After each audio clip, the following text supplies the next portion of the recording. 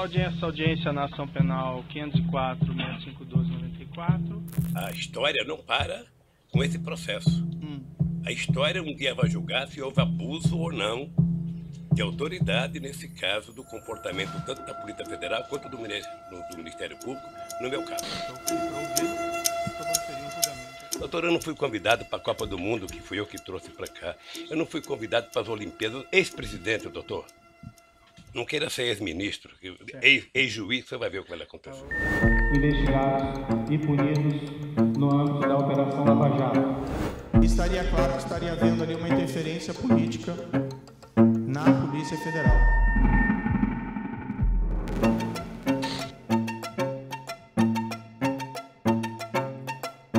A Operação Lava Jato foi deflagrada pela Polícia Federal em 17 de março de 2014. A meta declarada era investigar um esquema bilionário de lavagem de dinheiro que envolveria doleiros, empresários, funcionários públicos e políticos.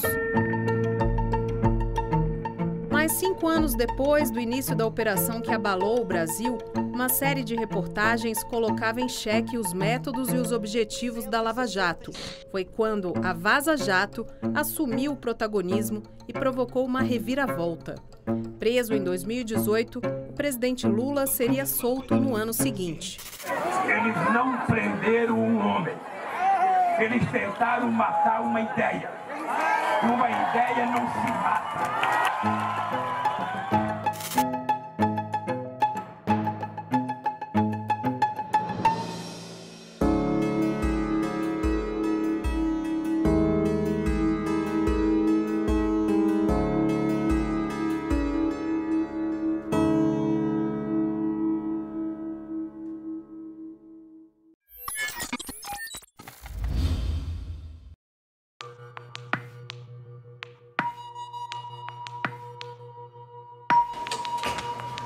Boa noite, ministro. Boa noite. Bom? Eu acho que a Lava Jato fez um mal enorme às instituições. Ela acabou bem inspirada, talvez, no início, ela acabou produzindo uma série de distorções no sistema jurídico-político. Por isso, o meu balanço é marcadamente negativo. A Lava Jato terminou como uma verdadeira organização criminosa. A mim me parece que nós fomos de uma euforia quase alcoólica, não é, a uma depressão. E os dois estados não são bons. O saldo da Lava Jato foi a demonstração de que o Estado existe, o Estado funciona e busca o melhor em termos de cidadania. O que se espera dos homens públicos? Se espera uma atuação com pureza d'alma. A lei vale para todos, indiscriminadamente. O processo não pode ter capa. O Ministério Público e a Polícia Federal sempre tiveram muita moral entre os jornalistas. Muito raramente alguém colocava em dúvida o que o Ministério Público estava falando. Aparecia ali, era quase como se fosse uma lei.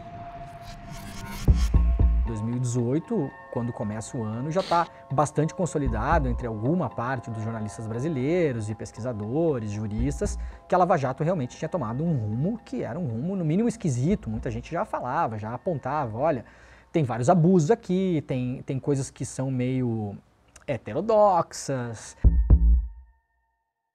O senhor acha que o ambiente de poder, o senhor que convive há muitos anos no ambiente de poder, você acha que isso atrapalhou a operação? Porque foi uma operação muito grande e criou, né, um certo poder para aqueles que encabeçaram ela.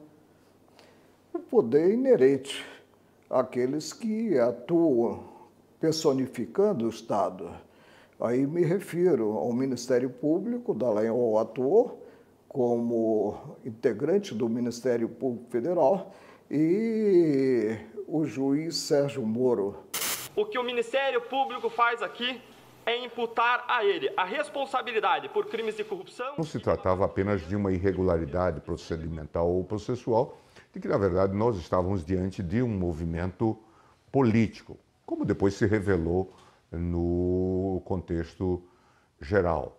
Moro, ministro da Justiça de Bolsonaro, Deltan Dallagnol, um ativista político. Não se tratava de Deltan atuando na Lava Jato. Eram 15 a 20 procuradores só na primeira instância. Na segunda instância tinha uma outra força-tarefa com 5 a 6 procuradores. Na terceira instância, perante o STJ, tinha mais uma série de subprocuradores gerais e mais um procurador-geral da República. Era todo um time de pessoas que atuaram na operação.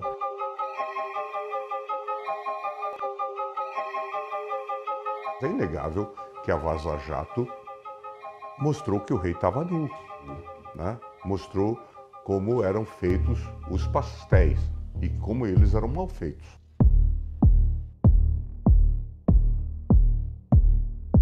O primeiro efeito foi uma erosão muito rápida, medida pelas pesquisas de opinião pública, da imagem da Lava Jato e do Moro. Isso aí a gente consolidou muito rapidamente, saiu na época pesquisas Datafolha e outras mostrando, um mês, 2 depois, que a imagem de heróis inabaláveis estava sendo carcomida muito rapidamente. Isso foi a primeira coisa, né? A segunda coisa foi o início da movimentação para você reavaliar processos e eventualmente pessoas presas, eventualmente e principalmente o presidente Lula, que estava preso e ali no arquivo mostrava que vários procedimentos tinham sido feitos ao arrepio da lei. E lograram um apoio público muito grande, um apoio de mídia. Tanto é que quando eu mesmo assumo um papel de mais crítico, ou um papel de crítico do sistema, eu fico também um pouco isolado aqui. E a mídia toda dizia essa decisão parece contrariar a Lava Jato, como se a gente estivesse contrariando Roma ou falando mal do Papa. Numa operação deste tamanho de combate à corrupção, seria muito ingênuo a gente imaginar que não teria algum momento um viés político. Então, operação de combate à corrupção, sendo que corrupção eu tenho que envolver funcionalismo público, é óbvio que ela vai acabar tendo, né, infelizmente, um viés um pouco político, principalmente se for em grande escala.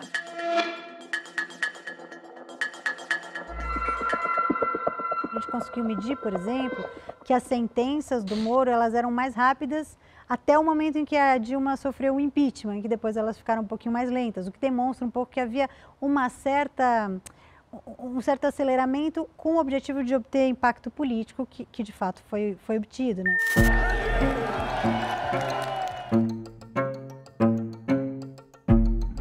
Decidiram pela interrupção do mandato de uma presidenta que não cometeu crime de responsabilidade.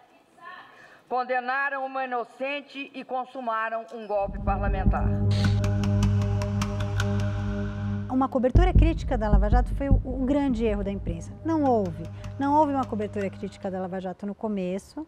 Demorou muito para ele existir. Obviamente você teve a Vaza Jato, né, liderado pela Intercept, que mudou muito a visão, a percepção, mas eu acho que eu reconheço um erro enquanto jornalista investigativo. Eu acho que se você tem um grupo de servidores públicos que começam a ser vistos como grandes salvadores do país ou grandes heróis, o papel do jornalista é desconfiar. A Lava Jato fez um esquema muito eficiente em relação a isso também. Era operação, coletiva para a imprensa, release, entrevista. Quando o ciclo da notícia estava começando a terminar, operação, coletiva, release, entrevista. A gente não tinha esse discernimento de olhar e falar, não, mas espera aí, tudo bem, tem um release de 5 parágrafos aqui, tá bom, eu vou publicar rápido porque tem que publicar rápido, porque é a internet, porque tem que ir pro ar, porque todo mundo vai dar. É o jogo. A Lava Jato entendeu esse jogo. A Lava Jato conseguiu sacar e fez uma arapuca muito bem feita para jornalistas. Alguns cooptados, outros inocentes, mas, no geral, deu certo. Como eu considero esse processo ilegítimo e a denúncia uma farsa, eu estou aqui em respeito à lei, em respeito à nossa Constituição, mas com muitas ressalvas com o comportamento dos procuradores da Lava Jato.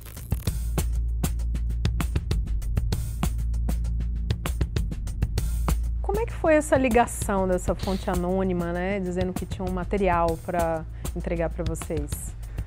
Bom, essa história é o seguinte, eu estava em casa num domingo, Dia das Mães, arrumando malas porque eu iria viajar naquela noite, eu tinha uma viagem a trabalho, final do dia o Glenn me liga, atendi e aí ele me falou, olha, eu estou falando com uma pessoa aqui, que acabou de entrar em contato comigo, naquele mesmo domingo, ela me contou uma história, que tem aqui um material que é completamente explosivo. Ele falou, olha, aparentemente são conversas privadas de Telegram, de WhatsApp, sei lá o quê, da Lava Jato. Esse tipo de conversa aqui é normal entre juiz e procurador? Isso aqui é comum que isso aconteça? Isso aqui é permitido? Isso aqui é legal? Isso aqui é ilegal? E aí os nossos advogados foram falando, isso aqui é completamente ilegal, isso aqui não pode ser feito, isso aqui não é o papel de um juiz, isso aqui não é o papel de um promotor.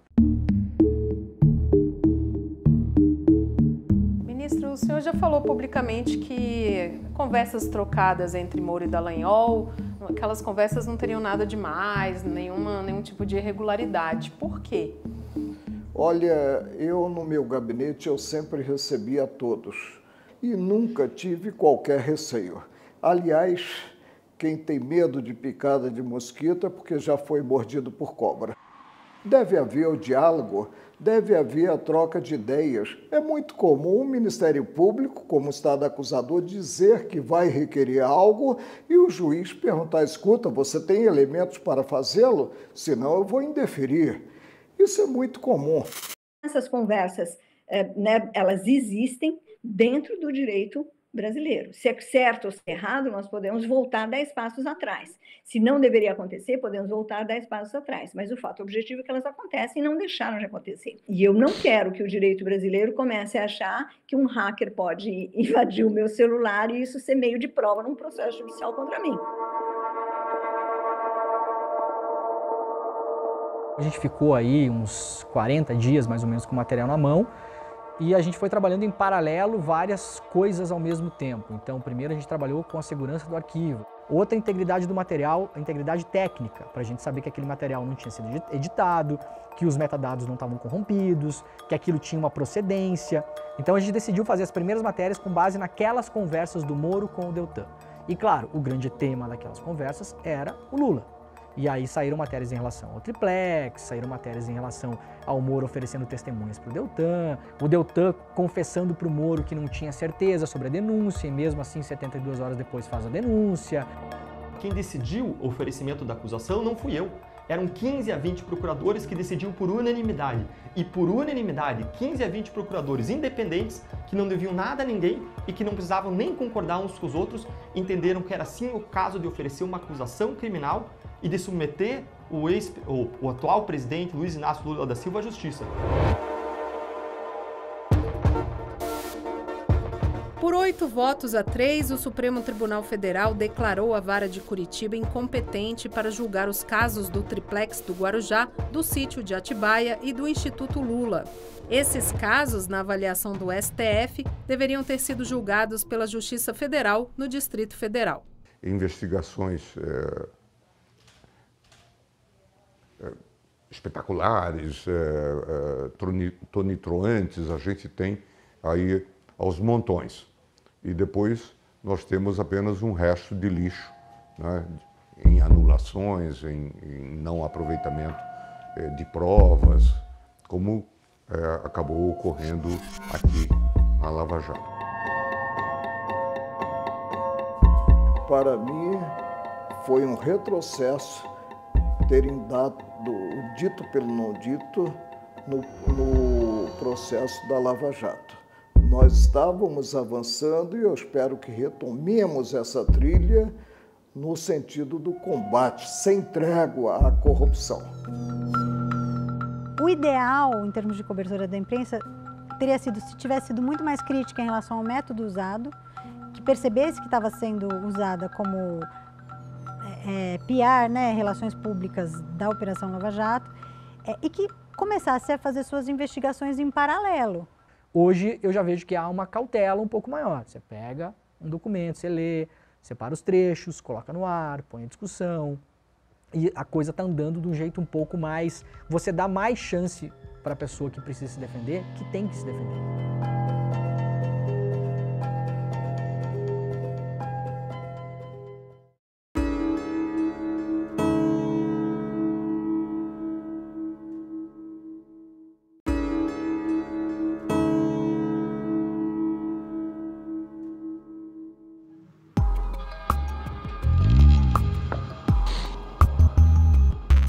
Passados 10 anos do início da Operação Lava Jato, um dos debates que mais divide opiniões até hoje é sobre o uso de 2 institutos jurídicos, a delação premiada e o acordo de leniência.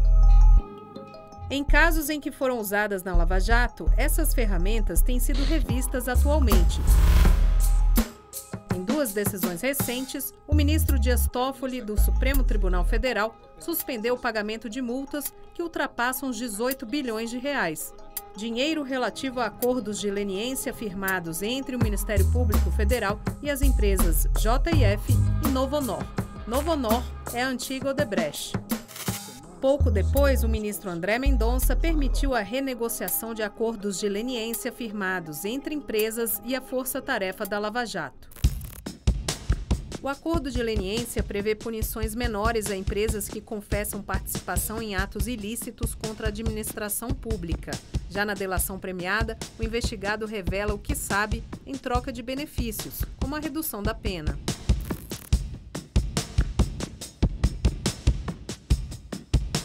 Além disso, a delação faz parte das investigações sobre a tentativa de golpe de 8 de janeiro de 2023. Embora tenha ganhado força no ordenamento jurídico brasileiro a partir de 1999, há quem defenda que a delação existe há séculos. A primeira delação premiada ocorrida no Brasil remonta à época colonial. Brasil colônia. Foi Joaquim Silvério dos Reis, que fez uma delação premiada, na qual comprometeu Tiradentes, Joaquim José da Silva Xavier, e entregou o movimento que foi a Inconfidência Mineira, que resultou na execução e no esquartejamento do nosso herói nacional. Então, como é que nós vamos descobrir, elucidar, esclarecer os crimes e punir os culpados? Ora, com a ciência, com os métodos investigativos, DNA, exames microscópicos, exames científicos de última geração, todos colocados à disposição do Estado para investigar os crimes. Tanto os acordos de leniência quanto as delações premiadas, elas são resultado de pressões domésticas e pressões internacionais.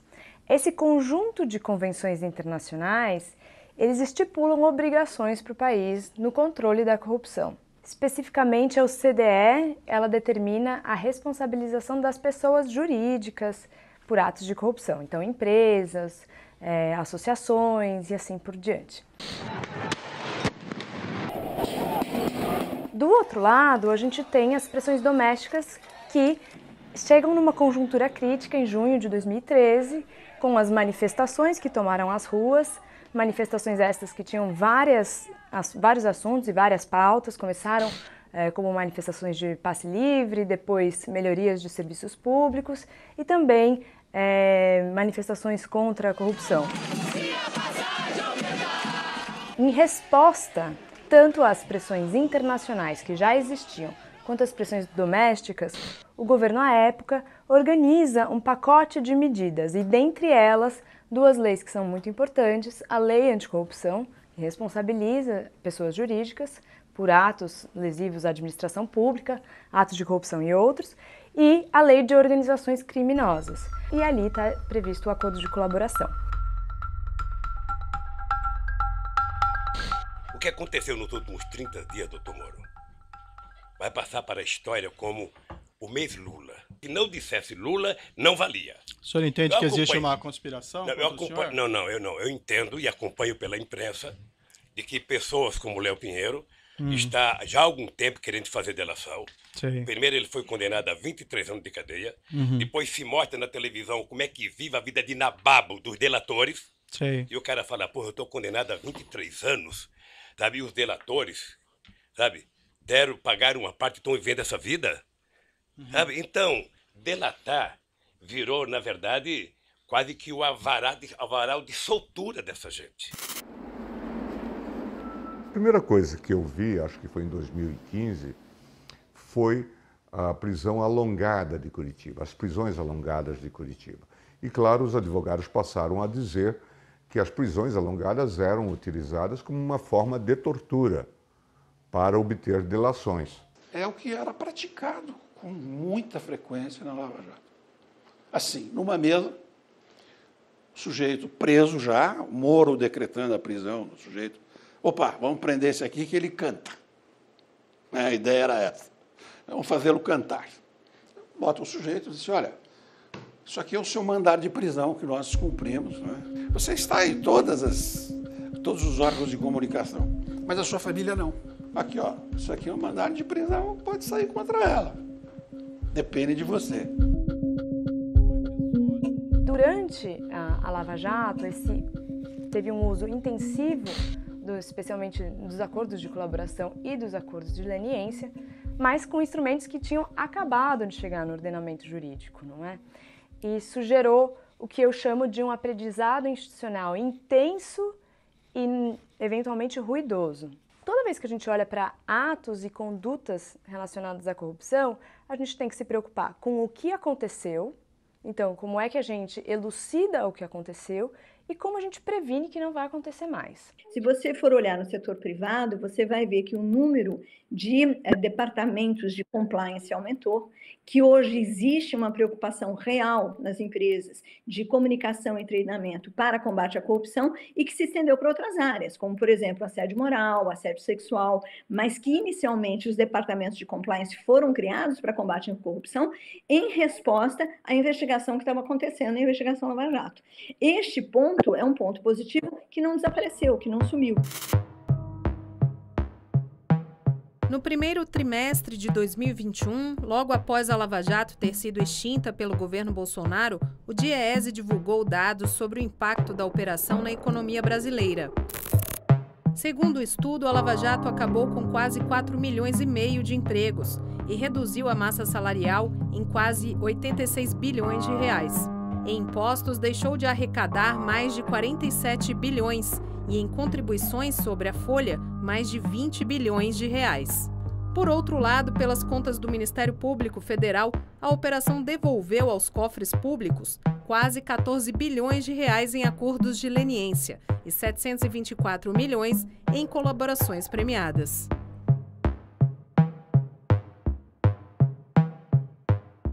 Ela matou toda uma fase da industrialização brasileira. Se for somar o que as empresas que foram quebradas pela Lava Jato deixaram de gerar de empregos, impostos, PIB, são centenas de vezes a mais do que o pouco que ela devolveu para a Petrobras. A economia do Brasil ela já estava abalada. E não foi por causa do combate à corrupção. O combate à corrupção não abala a economia de ninguém. O que abala a economia são más decisões econômicas. O senhor afirma que o senhor não tem responsabilidade, não tinha conhecimento. O senhor entende que teria havido alguma falha? O que o senhor entende que aconteceu nesse caso? Doutor Moro, o senhor se sente responsável da Operação Lava Jato ter destruído a indústria da construção civil nesse país? Eu tenho certeza que não. O senhor entende que o que prejudicou essas empresas foi a corrupção ou o combate à corrupção? Não, é o método de combater a corrupção. O que o senhor se refere? Método. Não, o que eu fiz é o seguinte, contra as pessoas que pagaram propinas? quando um juiz, me desculpe isso, quando um juiz e os acusadores se submetem à imprensa para poder prender as pessoas, aí tudo mais é possível, doutor. A Petrobras não é uma empresa corrupta. A Petrobras é uma empresa que foi vítima de corrupção de diretores. Se se busca correção de rumos, há consequências. Consequências práticas, consequências financeiras. E se se observa o figurino legal, essas consequências são bem-vindas. Eu me pergunto se não é o caso de fato, nós mudarmos a legislação e eventualmente separarmos a empresa e pensarmos, inclusive, em modelos de direito comparado para eventualmente punirmos os agentes empresariais e separarmos a empresa.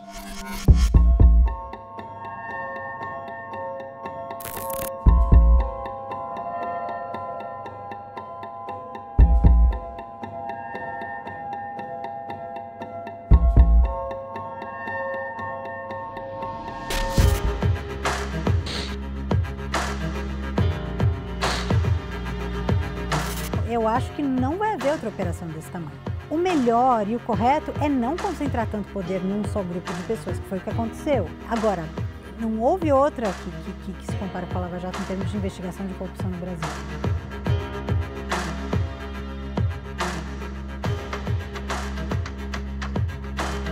Paga-se um preço por se viver em um Estado democrático de direito é módico, o respeito irrestrito às regras estabelecidas.